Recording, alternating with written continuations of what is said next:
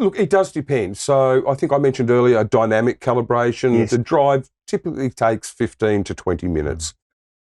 For a static calibration, it does depend a little bit on what sensor that we're calibrating. Okay. So if it's a windscreen camera, normally 20 minutes to drive the vehicle in, set the vehicle up, position the target, do the calibration.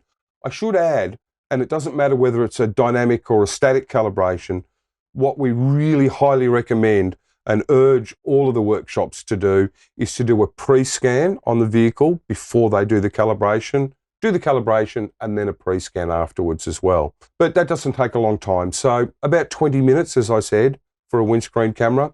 Radars can take a little bit longer. So a radar calibration can go anywhere from some you can do in 20 minutes.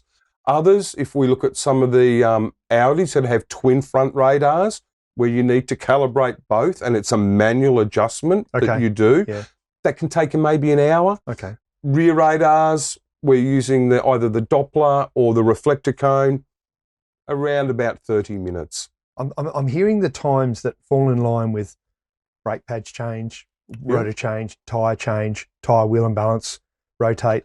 Very similar times. Yeah. Very similar times. So it's interesting that you're not saying, 4 hours. You know, you are actually now in line with what workshops are offering already. In blocks of, almost blocks of hour, in 15-minute blocks.